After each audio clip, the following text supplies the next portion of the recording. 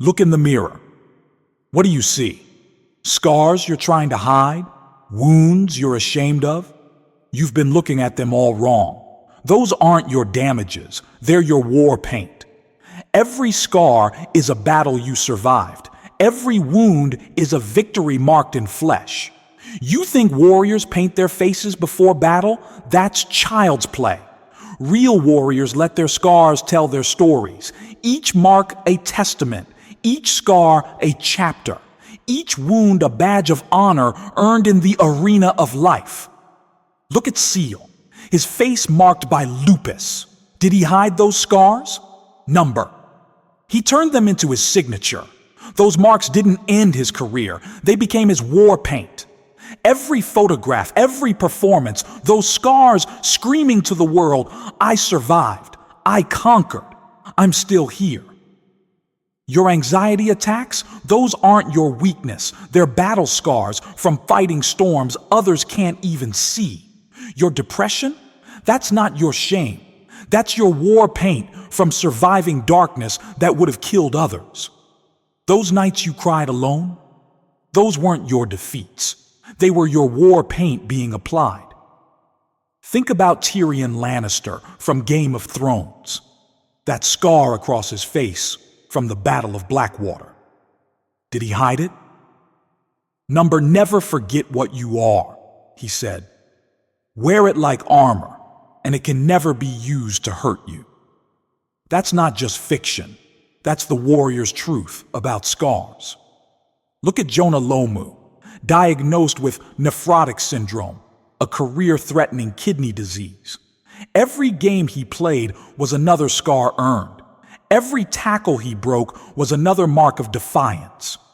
He didn't just play rugby. He turned his medical condition into war paint and charged through life's defensive lines. Your divorce? That's not your failure. That's your first coat of war paint. Your bankruptcy? That's not your shame. That's your battle decoration. Every time life tried to break you and failed, that's not damage. That's decoration. Warriors don't cover their scars. They tell their stories through them. But understand this. War paint isn't about glorifying pain. It's about transforming it. Ancient warriors didn't paint their faces to look pretty. They painted them to look fearsome. Your scars aren't meant to be hidden. They're meant to make others think twice about underestimating you. Look at Keanu Reeves. Lost his best friend, River Phoenix. His baby was stillborn, lost the love of his life. Each tragedy a scar, each scar a story, each story part of his war paint. He didn't become less, he became legendary. Not despite his scars, but because of how he wears them. Feel those marks on your soul. Stop trying to heal them away. Stop trying to cover them up. Stop apologizing for your scars. In ancient tribes, warriors earned their paint through trials. You've earned yours through survival. Every rejection that didn't kill you, war paint. Every failure you survived, war paint. Every betrayal you overcame, war paint.